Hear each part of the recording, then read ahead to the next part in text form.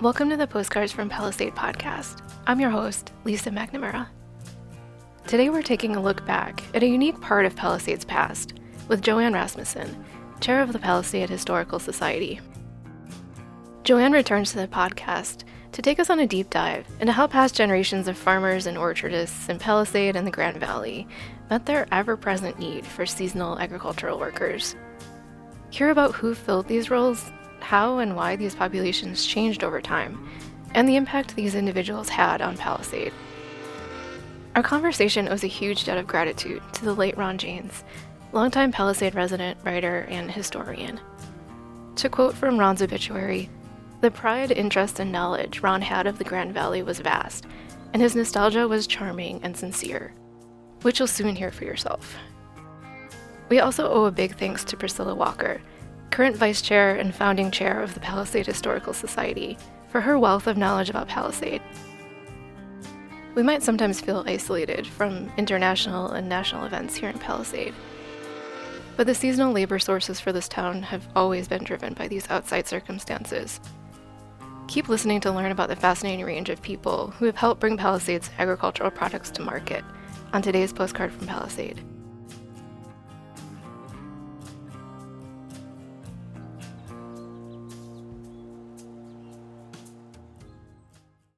If you could just say something as a test. Testing. This is JoAnn Rasmussen. Perfect. Coming to you live from the offices of Lisa McNamara and the Postcards from Palisade. Love it. Yeah, so like we were saying already, both of us have voices that are a little under the weather thanks to seasonal allergies and the lovely smoke in the air. Yep. So we might sound a little different than last time, but I really appreciate you coming back and being here again. Yeah, absolutely. Thank you for having me back. This is fun. I like to do this. Anything that's history involved and I can do some research and impart knowledge and share things, it's really pretty cool. Well, I love that. Today we're talking about something a little more focused than last time. A couple months ago, I was at a presentation that Priscilla had given to the Chamber of Commerce members. It was like a lunch and learn. It was all about peaches and orchards and peach farming in Palisade. And she had made this comment that was like, Palisade has always been dependent on labor from outside the Grand Valley. And that really made me want to just dig into this a little bit more and understand, what that meant, why, and just to learn a little bit more about it. So I thought JoAnn would be a great person to start with. Yay. Well, no, it's a great question. So Palisade is known for its peaches and its fruit trees. And fruit trees produce one crop each year. And the work is seasonal. So for most of the year, you wouldn't need all of those workers. But especially back in the late 1800s, early 1900s, they would need 4,000 to 6,000 people for 2 to 3 weeks in August. Okay. And with a population of less than 1,000, you're not going to find the workforce here. Right. Now, to be fair, everyone who lived in Palisade and knew someone that worked on the orchards worked in the orchards, even little kids. So this is before child labor laws and all of that. And Priscilla Walker is the founding chair of the Palisade Historical Society. She talks about her first job was being a box girl when she was, I think it was 5 or 6. And the incredible thing to think about in an economy like that and with the workforce like that is every single job was incredibly important. You needed to have the box girl. You needed to have the packers. You needed to have the pickers. You needed to have all of those things fall into place. And for 2 to 3 weeks in August, thousands of people were needed to do that. So it's just physically impossible. Like physically impossible. Even if every single person came out and worked, you still would be short. Exactly. You would still be short. When you asked me to research this, and I love researching this, and I love talking about topics that I know all the information off the top of my head, but I also love researching things, and I found a manuscript that we actually have for donation at the Palisade Historical Society that was written by a man named Ron James, and his last name is Jaynes,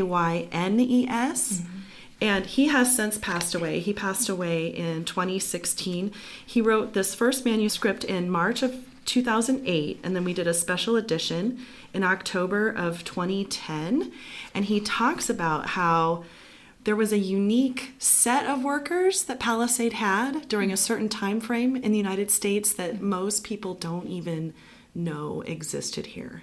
And I'm sorry if I'm jumping ahead in the questions that you're going to ask me, but would you like to know information about that? Yeah, I think what would be interesting is to talk about, like, who were these people? Because I know that, like you said, there was a specific group that we're going to talk about. Yes. But there were different groups that kind of came in and helped out over the years. And I think it's really interesting how it shifted from, maybe like, where did it start?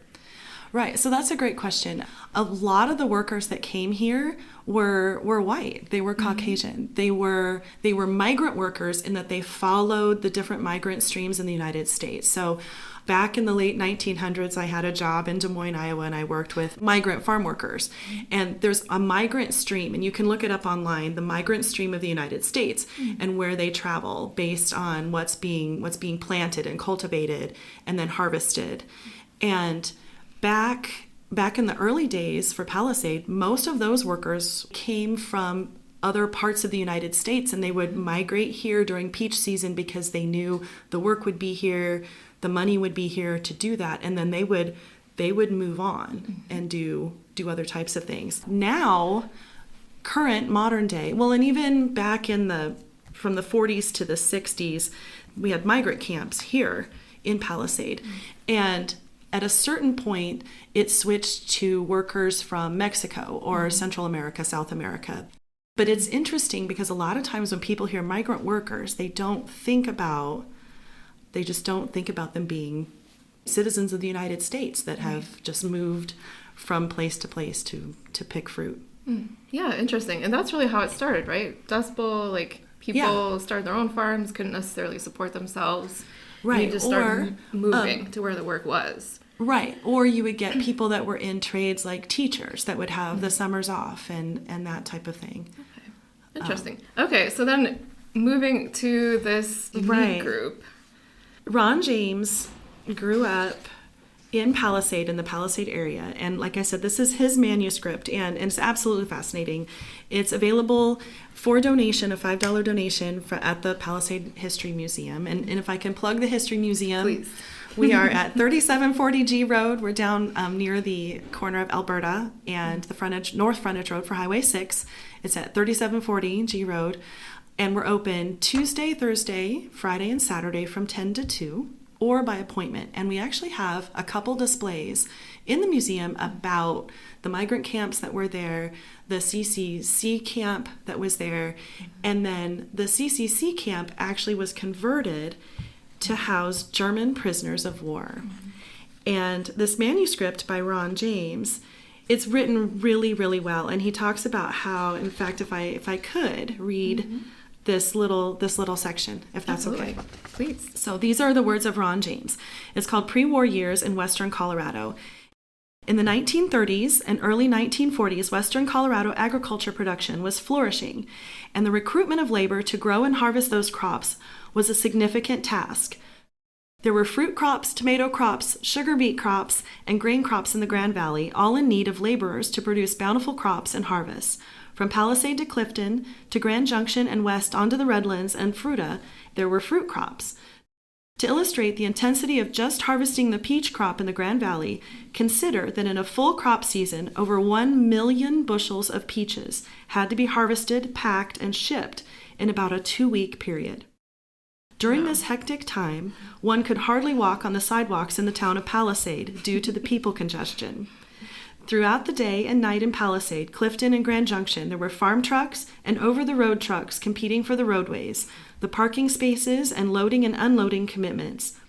There was a constant day and night activity of railroad steam engines assembling loaded, ice-cooled refrigerator cars into trains and replacing them with fresh empties. The large packing sheds often worked nearly all night long to clear their docks and unloading areas for repeating the same procedures the next day. Let's see, in the Lower Valley, Fruita area, there were sugar beets, row crops, and processing tomatoes grown, also on critical harvesting schedules. In the area around Delta and Montrose, sugar beets, grain crops, potatoes, and processing tomatoes were grown. Cedar Ridge, Hotchkiss, and Paonia grew cherries, peaches, pears, and apples. All growers shared the common plight of needing labor to complete successful years. Adequate labor was a large problem, and the need was pressing to just meet demand without any additional complications. A large complication was looming in the not-too-distant future. And then he goes on to say, I was born in 1940, living in Clifton on the same property where my father was born, and a fourth-generation member of Western Colorado families. Just over 1 year later, the United States entered into World War II as a result of being attacked at Pearl Harbor by the Japanese. Many of the earliest memories of my life involve World War II because the southern boundary of our family farm was also the northern boundary of the Denver and Rio Grande Railroad right-of-way. I well remember coal-fired steam engines pulling flat cars, box cars, and passenger cars loaded with the essentials of war: tanks, half-tracks, artillery pieces, trucks, jeeps, munitions, and troops. It now seems probable that all these trains also transported German prisoners of war. While all of this seemed pretty exciting to me and my older brother John, I best remember the tears coming into the eyes of our mother with each troop train that passed. That's such a too. And now JoAnn is teary, so... Oh no, that's really interesting. Like, oof. Yeah, different experiences. A kid versus the parent. Right, Picturing the adult. her kids there. Yeah, so We there can were... take a break. No, it's fine. It's really sad. So, and he writes really well, and it talks about how history relates that 1943 was a significant year in the events of World War II, with the German war machine encountering great resistance to their once dominating advances. Stalingrad was surrendered to the Russians, and Rommel's troops in North Africa were defeated by the Allies. For the most part, Russia held all of their German captives, and so it goes on to talk about, he talks about how the German prisoners of war, let's see, here he talks about over 450,000 prisoners of war were transported and placed into about 500 separately located camps across the United States. 15,000 POWs were brought into Colorado and located at 3 principal base camps located near Greeley, Colorado Springs, and Trinidad, with 47 satellite camp locations across the state. About 1,250 POWs drawn from those were quartered at the Trinidad camp were brought into 3 Mesa County satellite camps, one in Delta, one in Montrose, and one in Palisade, which is where modern-day Riverbend Park is, which was on the eastern end of the park. And there's really no remnants that you can see. And I brought some pictures to show you. They were buildings that were put up and then dismantled and taken away. And the size of them were canvas. So they weren't quite tents and they weren't yurts, but they looked like buildings. And I can show you that. If you were to look at them from the aerial photos, they just look like really long barracks and buildings, but they were kind of made of canvas with a wood floor. Wow. And a regular roof. So they weren't necessarily moving into the CCC camp that was already existing, it sounds like. Right. Okay. Right. So because that had already closed. Okay. By the time the war started. And he also talks about, so this is an interesting thing to visualize if you're familiar with Palisade and what Palisade looks like. So in 1944, on a warm August Sunday between 11 and 11:30 a.m., a passenger train rolled into a stop at the railroad depot in Palisade. An estimated 80 U.S. Army personnel were the first to exit the train. Then an approximate count of 250 German prisoners of war disembarked and lined up 4 abreast. Flanked by the Army personnel, the march began on 2nd Street to Main Street, then south toward 8th Street. The sidewalks were lined with anticipating townsfolk of all ages, and the Army guards were closing each intersection as the marching column proceeded. Sitting at the curb on the corner of Main Street and 3rd Street, watching the passing POWs, was teenager George DeStefano, along with his pals Jim Vansel, Johnny Spangler, and Pete Trujillo. George recalls that as the POWs marched, many were singing, reportedly at the top of their lungs, while quite a few were quiet and appearing to be very uncertain as to their fate. George cannot explain why this would be so memorable to him, as he tells of his simple and distinct memory of a POW looking to the side and studying a local man taking a drink of water from the outside fountain across from the Palisade Bank.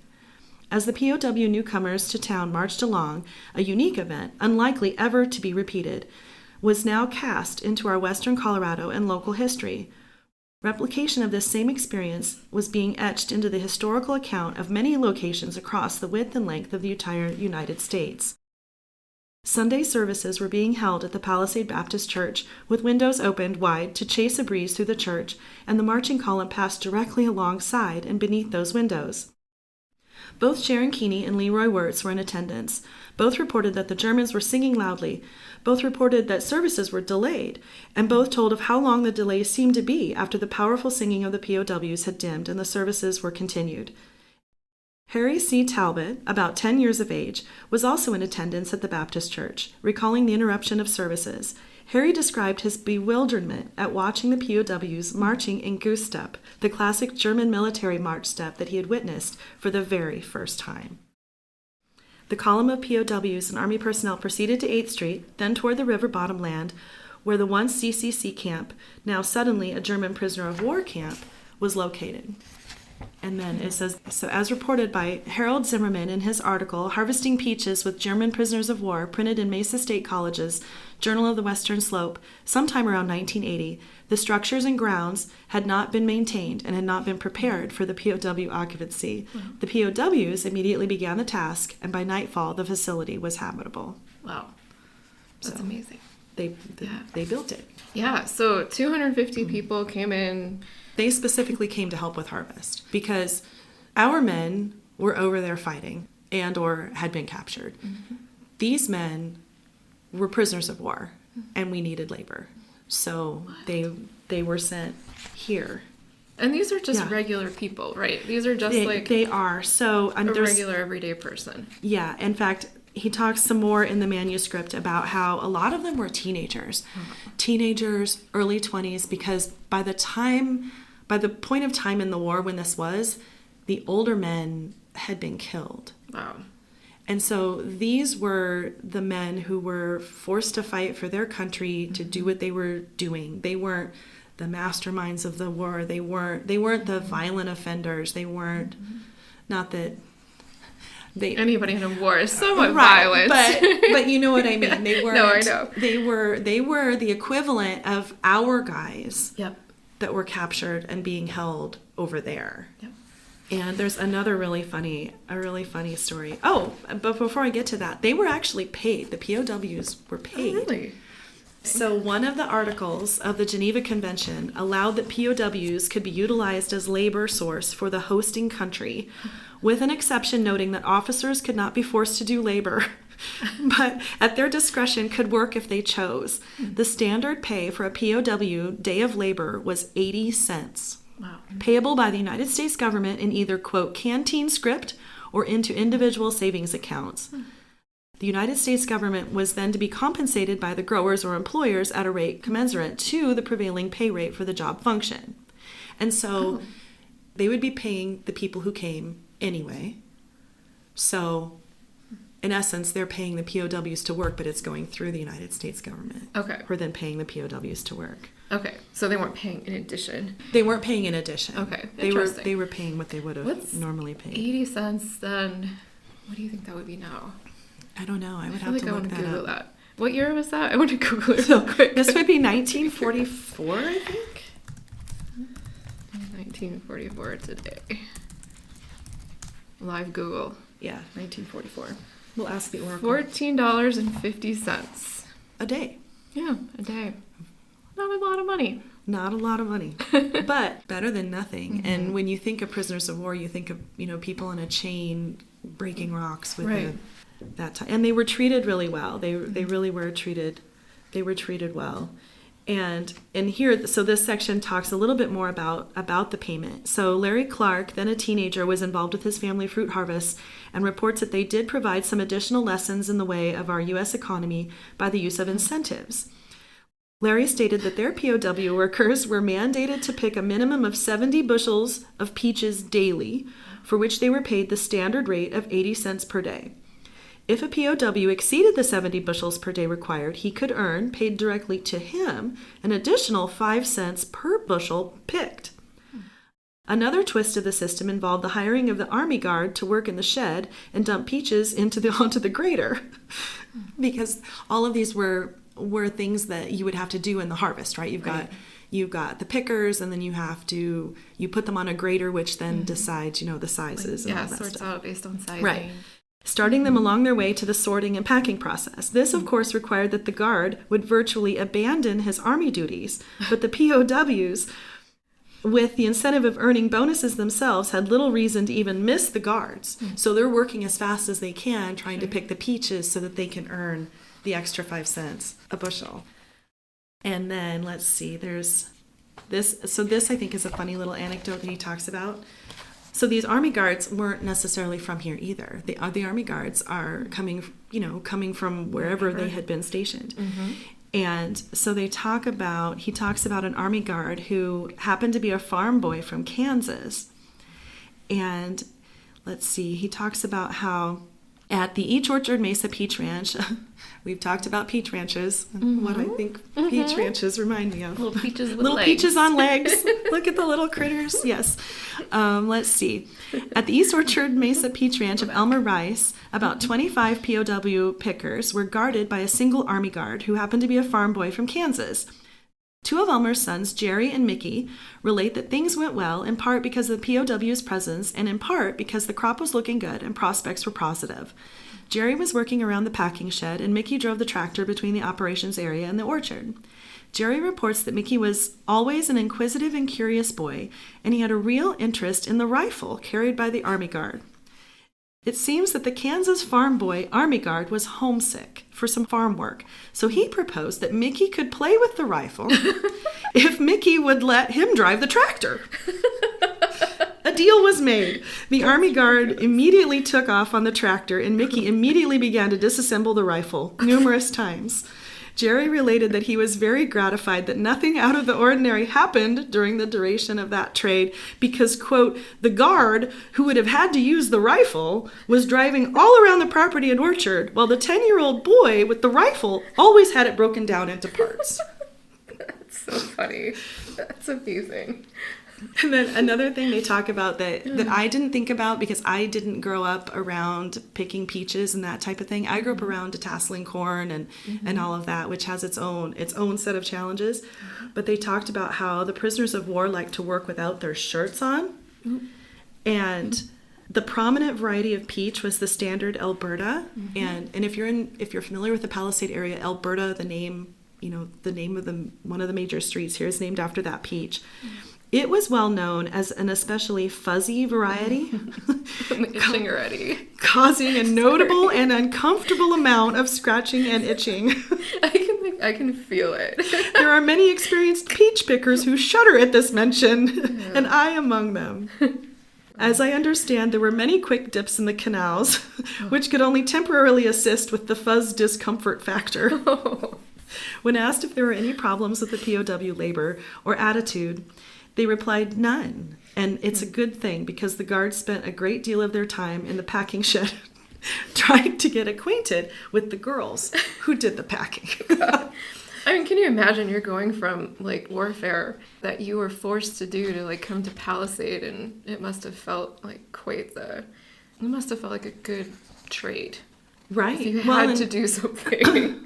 I can only imagine the uncertainty that they felt on, so many trains to get here, and then you get here and you're like, what is this? How are we even going to be treated? And then to be treated well. And there are people who don't even know that this happened in Palisade, that they were here. And then you've got a faction of people that hear this happened and assumed that they weren't treated well. And it's like, but that's not true.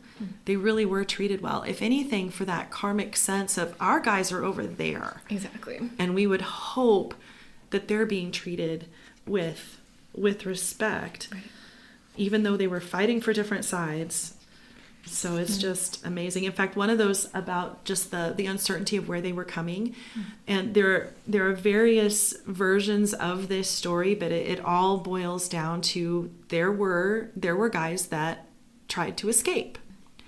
And they made it as far as Loma or Mac and thought they'd made it to California because they didn't understand the geography of the United States, how vast it is compared to where they're coming from, over there, where if you're on a train for however long, you're going to get a little farther, right? Or at least not farther, but into a different country. Sure.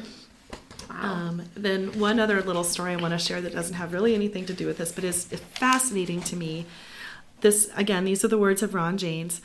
This was the first time in my life that I had my first memory of peanut butter. Dad brought home a glass 1-quart jar, unlabeled, as I recall, of peanut butter. The contents were separated, with the top third being oil and the bottom 2/3 being solid.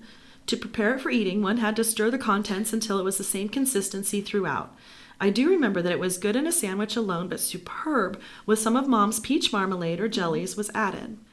Looking back, I now realize that jar was government issued, intended for the POWs.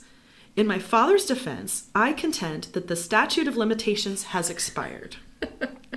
And then it says, with the surrender of Germany and United States and allies moving rapidly to locate and free all Allied forces who were captured and held in enemy prison camps, not only was it a glorious event for all who regained their freedom, their families, and their nations, it also allowed the United States government opportunity to revisit the standards by which we provided for those captured enemy troops we still held. The featured standards to encourage our enemies to treat our soldiers being held prisoner in equivalent manner as we treated theirs began an evolution, and the availability of certain foods decreased with some and increased with others. In the words of one unknown U.S.-held German prisoner of war, quote, "We were suddenly hit by an avalanche of peanut butter." And then he talks about how his grandfather, John Walker, took his vacation during the peach harvest so that he could come from eastern Colorado and drive the team of horses to haul in the pack fruit. Wow. And that he was raised in the Gunnison area, and as a young man worked as a cowhand and a ranch hand and drove 4 team hitch ore wagons from the mines above the Aspen area into town and delivered the silver ore to the mill. And he was reveling in his past as he drove the team hauling our peaches. And that brings up another point. A lot of the other workers that they would have in town were miners. Mm-hmm. So they would be in the mines in the winter when the need for coal was greatest here in Palisade, because Palisade had about 15 mines in the Book Cliffs, the northern Palisades around here. So miners would work with the peaches as well. But again, like we talked about, there weren't 4,000 people in the valley to do that. Even with the 250 German POWs, that still doesn't really even scratch the need, right? So they must have still had others that they needed to try to pull in during that time, or did they just make it work with what they had? I still think they pulled in people from elsewhere. I mean, that was just the 250 people, the POWs. Right. But then you would have, if they hadn't been called to war, those families would be migrating here still have internal migrants. And doing that. Yeah. Going back to the German POWs, have you heard of anybody who stayed here or who came back? Like, did anybody marry any local girl or anything like that? I think there was one that got married. I don't have that information. And then we did get we have some copies of some letters at the History Museum of German POWs that wrote later and were asking to be sponsored because they loved it here so much. And then there was Ron James does mention one that escaped and finally came forward decades later. Oh, wow. So just hiding out locally? That, according to the manuscript, yes. So, but again, if you could blend in, blend into society. What do we know about the local residents' reaction to hosting a POW camp here? As far as I know, they were welcomed, and he does talk about there were some women with the church groups that made sure, that they were fed well and all of that. And again, some of that is with the Geneva Convention, like it was required. Right. And honestly, having people come and pick your peaches has been such an integral part of who Palisade is that they were just as welcoming to the POWs being an extra set of hands to pick as they are to all the migrants that come now. And as you know, I mean, you live here, we're very welcoming and open to those workers because it's such an important part of the process. Right. Can't happen without them. No, it really can't. And I know you had asked about some of the migrant cabins that are on the western side. Yeah, so that's different. I'm learning right now it's different. Yeah. Interesting. Okay. So that was more of the old CCC camp or what? No, you tell me. So where the POWs were, that was on the eastern side. That's where the CCC workers came. And those workers also helped pick peaches when they were, when that was the season for that. Sure. They helped line the canals with the cement. They also helped build the facilities up at Land's End. Oh, yeah. So you've got the bathroom, the restrooms up there, and you've got that structure that's up there. They helped build that. They helped build the roads at the monument. So, they helped all around the area. Right. And so when they were trying to figure out what to do, we've got these able-bodied men who can help, and Palisade has a need. Where would we put them? And so it was like, we'll put them where the CCC camp was. Sure. That's what we'll do. Mm-hmm. So that was on the eastern end. Okay. And then, like I said, those were more mobile facilities. Yeah. So those were just dismantled and or destroyed at the end of that. So just temporary housing. Just a temporary housing. Shelter over the summer. Right. Then on the western side, I think there were about 200 of them, 200 cabins. And I'm using that term loosely. It looks like a little shed. Yeah. And I think Carboy actually has one on property that you can see. And there are some others that are located, around. Restoration has a couple. But Carboys you can actually walk into. Yeah, you can see. Again, there were 200 of them down there. And then they also had a clinic that worked down there. They had a community area. They had a bathhouse. They had all of that type of thing because they're very basic shelter. Sure. Like running water or no? No running water. They're just the cabins on those slabs. So if you're hiking out there, if you are on the western side of Riverbend, there is a sign out there that is in desperate need of being redone. Yeah, if anybody wants to sponsor something. Gee, yes. I wonder who we could talk to about that. So it is on our radar. I don't even know that it's the Historical Society's responsibility necessarily for that, but somebody could get that going. But so the sign definitely needs to be fixed up. And then you can see the cement platforms that are still in there. For people who were truly migratory in that they didn't have a permanent home, it's better than living in your car. And the community around that, I can only imagine how wonderful that community was. I mean, they're working incredibly hard, incredibly long hours. They're there to get a job done. But you've got that sense of community where you're living in all of those, and you've got little kids. So you've got your whole family is there sometimes too. And that's a little different with how some of the migrant workers are now. Some of the migrant workers, they come up here without their families and they send their money back. The whole family would travel. So there were people who would watch the little kids during the day. If you weren't quote old enough to help. So if you were like and then 4, child labor laws kind of came in and ruined 300? Everything. No, just kidding. This is recorded. I should be careful what I say. I'm kidding. Child labor laws are very important. She says while laughing. But yeah, and so those are no longer there. So the west end of the park was truly a camp for migratory workers. Yes. It wasn't mixed. It wasn't like, they didn't use the same camp or whatever. That's so interesting. I did not realize that. Yeah. It was all in the same place. And like you said, there's no running water, but with that, these sheds are very basic. So it wouldn't be hospitable in the winter. Like you wouldn't do that. And now every season is a little different. And we have a chart at the Palisade History Museum that shows how many carloads, train carloads of peaches were sent out. And you can tell based on the weather and kind of what happened during which season. So some seasons they wouldn't need 6,000 workers for 2 weeks, because let's say it was a smaller, it was a smaller season. So you could you could use the same amount of workers to prune and this and that, and it could be stretched over the season. But in the bumper crop years, I mean, imagine 3,000 people in Palisade, and it not, I mean, we have the farmers market, and we have things like that bring a lot of people to town, but imagine that every day, all day. In fact, that's one of the reasons why the public restroom is where it is. So that public restroom was built in the 40s specifically because we had so many migrant workers coming through that you needed a place for them to do that.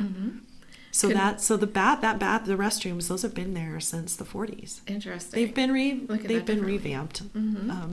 So yeah, could people just get off the train right there? Well, we had to stop. Right. Yeah. Right. So there was a station. Right. Yep. Yeah. So the depot is where those long white buildings are now for the train, the train stuff. We've got some pictures of all of that at the Historical Society too. But yeah, Palisade was a stop. That's where when he was talking about the German prisoners of war, they would have gotten off there, right there, kind of by, 2nd and Main-ish. Then, so going back to the migrant park, so we know the CCC camp, it's turned into the German POW camp. We know why that ended and when, but for the migrant portion of the housing, when did that stop being needed and why? Because obviously it's not still there today. Right. So I will give a shout out to Priscilla Walker. She's the founding chair of the Palisade Historical Society. I reached out to her when I was researching this because she knows a lot of this information. And like I said, I'm just learning all of this. I'm researching all of this too. So let's see. We talked a little bit about the child labor laws. And that kind of all feeds into when all of this stuff kind of started to shift. So before the child labor laws were changed, most teenagers worked in the harvest to earn spending money for the things their parents did not want to buy for them. And the schools even delayed starting when the harvests were late, as teenagers from all over the valley would come to Palisade to earn the spending money. In the 60s, that stopped as they passed a law that fruit could not be shipped interstate if kids were not in school during harvest. Oh, wow. So now you've taken some of your labor, you've taken away some of your workforce. Okay. So kids who didn't work for their parents' orchard would go to school and then work in the packing sheds until 10 or 11 at night. So they would still work. Fruit must be shipped at just the right time to arrive at stores as they ripen. And the harvest dates change with every variety and weather conditions. And like I had mentioned, in the first half of the 20th century, most of the harvest workers were white.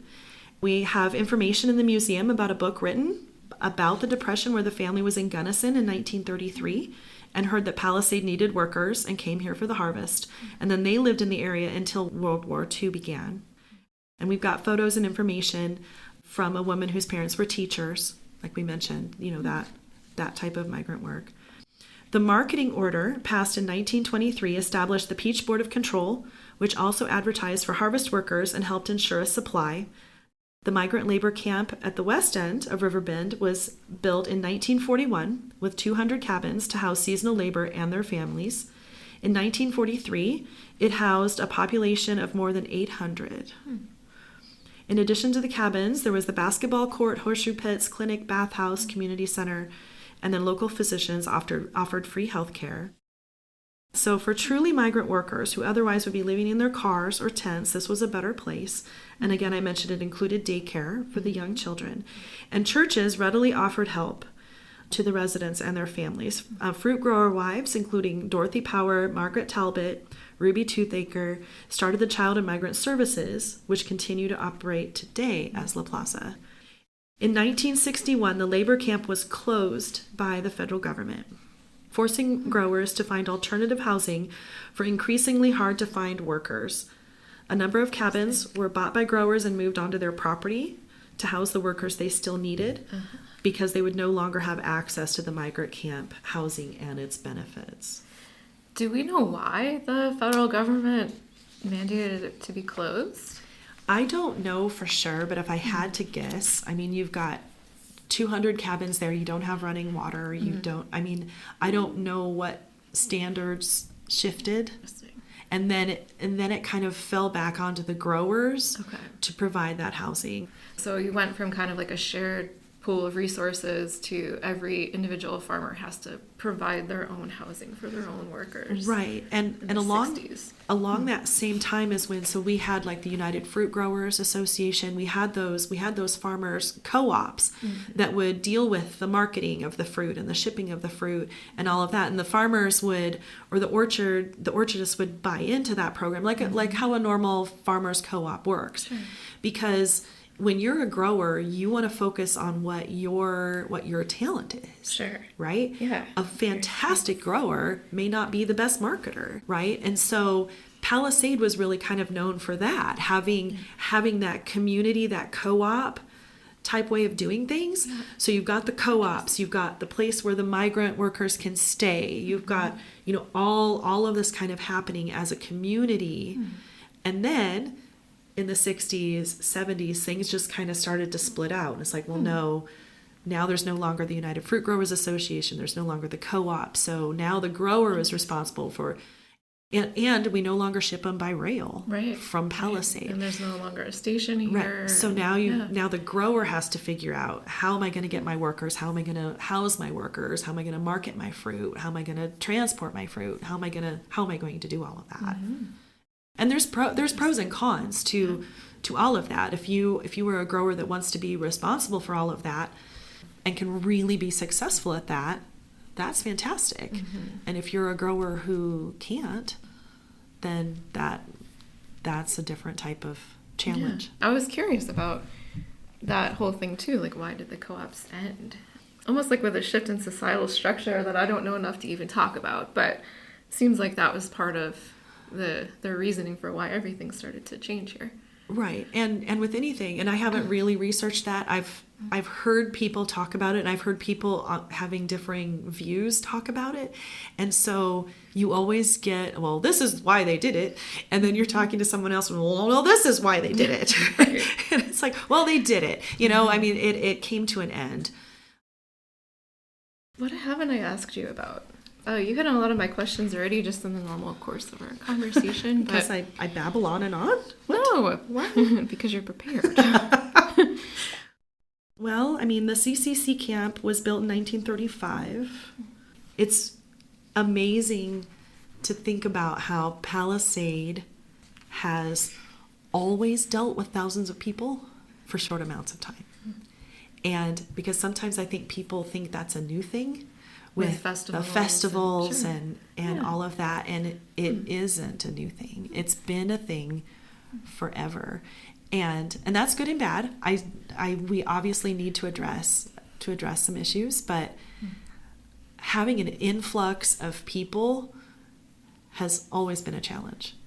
Now, granted, the workers are here and they're doing a specific task, and it's and then it's done, but that's interesting to me. And I was absolutely fascinated to find out that there was a German prisoner of war camp here. Yeah. And when you hear that, like the things you think in your head when you first hear that are different than what the reality was. Right. It's not a prison. Right.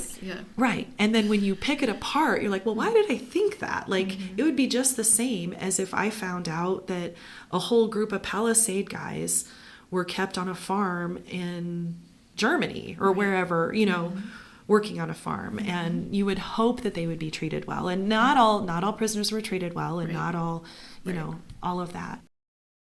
Where did they go when they weren't here? Where they just moved around to different parts of the country where needed? Yeah, where needed. Because again, with that migrant stream, so you've got, apples are picked on a different schedule, cabbages are picked on a different schedule. These are like everything is kind of picked on a different growing season.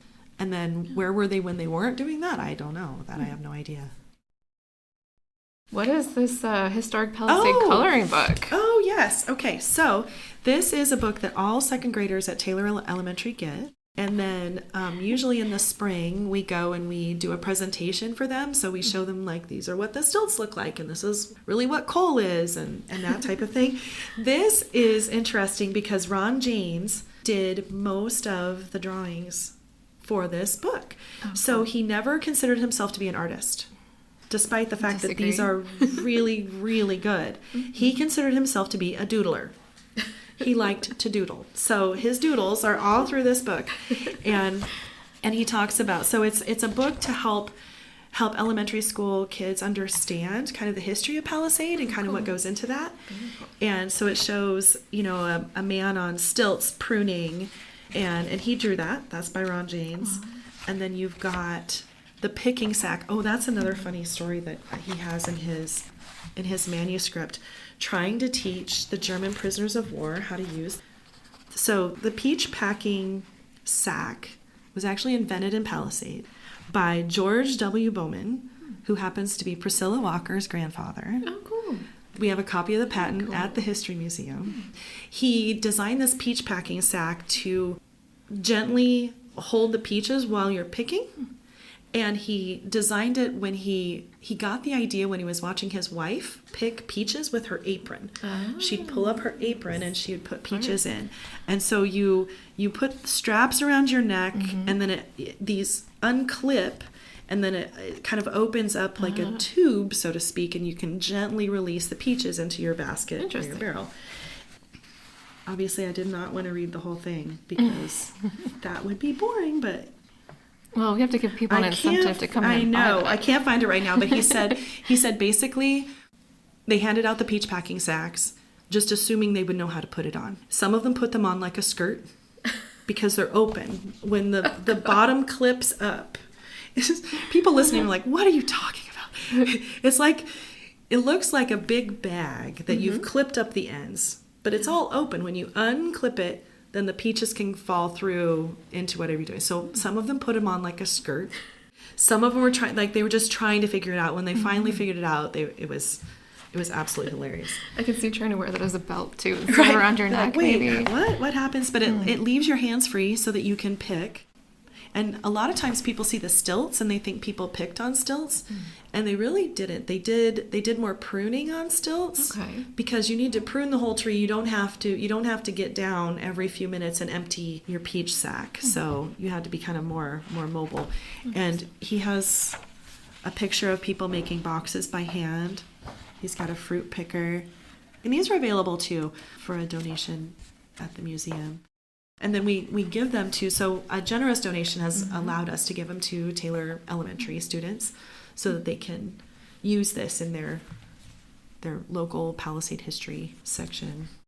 It's really just fascinating to think about. I mean, as you know, think about all the people who've been here in the past and all the ways that people have had to be creative to just get the job done and get the harvest done. And it's intense. And I grew up on a farm, so I understand that part of it. It's different. It's different than, peach packing. But it's the same idea that you are up sometimes before the sun. You're working all day, and you have this timeline that has been given to you by Mother Nature. Like you have to get it done, and you have to get it done in the time that you have. And I can't imagine 6,000 people here every day, all night for even, 2 or 3 weeks in August. Yeah. Oh, I did think of something else, though. That reminds me. So, when I was reading some of the stories in the Palisade Tribune, which is available in the website. Yes. Which you can plug. Oh, yes. Our Palisade, real quick. Oh, dear. Can I do real quick? Our Palisade Tribune was our newspaper of record from June 1903 until they ceased publishing in March of 2014. So the Palisade Historical Society has been digitizing the physical copies with Colorado Historic Newspapers collection through the Colorado State Library, and those are being put in a free, searchable database, which is a gigantic time suck. I mean, wonderful resource for researching. Absolutely. But yes, so what about your... Well, so when I got into a total rabbit hole looking at articles about the CCC camps, and it seemed like so to your point of having, 6,000 people in town, there were a lot of things that the heads of the camp or different people in town would organize different events for people. So like dances and something like... There was an event set up for the ladies to go visit the CCC camps and the women of town. Oh dear.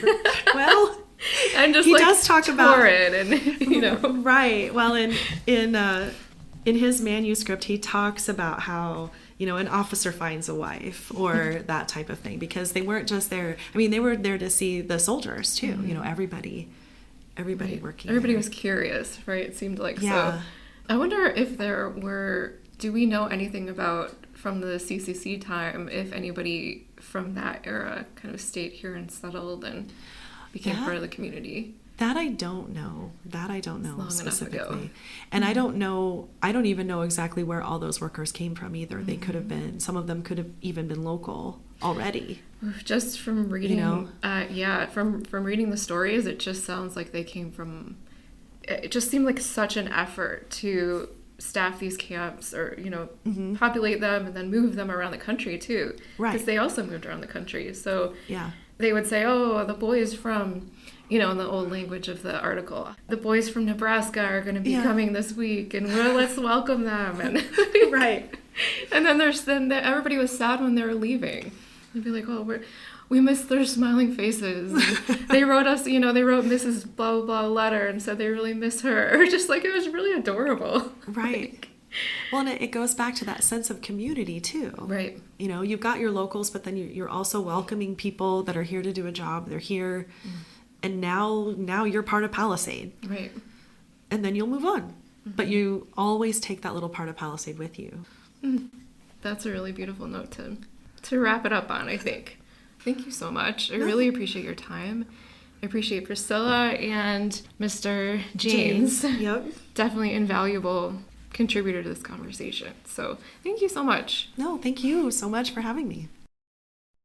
If you're interested in learning more about the history of seasonal agricultural workers in Palisade, visit the Palisade History Museum, where you can also find copies of Colorado Peaches and German Prisoners of War by Ron Janes, which was written in 2008 based on interviews that Ron conducted of residents who worked with German prisoners of war in the summers of 1944 and 1945. There you can also find copies of the historic Palisade coloring book. Both are available for suggested donations of $5 each.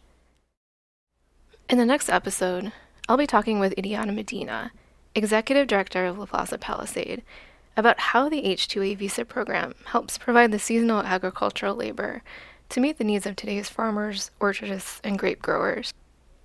That episode will be out in 2 weeks.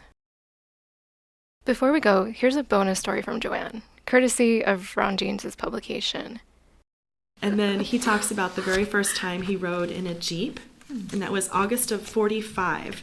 He was nearing 5 years of age, and there were 8 German prisoners of war out in the Clifton orchard picking the peaches. While our mom was occupied with the efforts of harvest and packing our crop, my brother John and I had a few tasks assigned, and I am positive that John tended to his with far more enthusiasm than I dedicated to mine. As would have been quite typical for me, staying out of the way, not being underfoot, and staying low profile was my ultimate goal, not doing those meaningless little tasks. This also allowed me more time to take notes on other events, like the Army Jeep, with a white star on the hood, which drove into the yard daily. Driven by an officer, it went past the packing shed and out into the orchard. Soon it would return, zip past the packing shed, and be gone. I decided that I wanted a ride in that Jeep. Not exactly in keeping with my low-profile philosophy, but the variety of this idea seemed to be acceptable to me. Since the only place the Jeep stopped was out in our orchard, that would be where my dream ride had to start. The following day, as I anticipated and expected, the Jeep came into the yard and drove out into the orchard. I ran through the middle of the orchard and into the midst of the POW pickers, some picking from 6-foot ladders, some picking from the ground. I was first noticed by the POWs and recalled their grins and some jabber amongst themselves. Then I was noticed by the guard. The guard shouldered his rifle on its sling and walked along the peach rows to reach me, picked me up, and carried me out of the orchard and to the Jeep, sitting me into the passenger seat. I sat alone in the Jeep for a short period of time, but soon we were on our way, over the orchard trail that I followed daily on foot, alongside the head ditch and past about 30 rows of peach trees, approaching the plum tree, turning the corner at the big tree with the tire swing, past the horse corral, the old cellar where Grandma Jane's kept the smelly apple vinegar, past the smokehouse where the aroma of smoke-cured meat lingered year-round, and the garage, a corn crib to the barn, and packing shed, where for the first time I can recall that Army Jeep stopped in the yard. A vivid memory of this ride was the amount of dust that swirled around us as we traversed the orchard trail. A ride of about 300 yards, and in not much more than 3 minutes. My mission accomplished. I do not remember what was particularly thrilling, and possibly I was interested in the motorized vehicle running in the orchard because we still carried our crop out of the orchard with a wagon and a team of horses, driven mostly by our grandfather Walker. Looking back indicates that I was probably more excited with the planning of my ride than I was in experiencing it. I didn't get to honk the horn or touch the steering wheel or the gear shift or examine the carbine mounted on the dash or even slap the spare tire and gas can hung on the back. At the end of the ride, the driver and my mom had a short conversation, but I do not recall that I was even remotely in trouble for my actions. At any rate, I guess my thirst for a Jeep ride was quenched, and I did not try it again. The podcast theme music is Riverbend by Jeff Roper. Thanks for listening. With love from Palisade.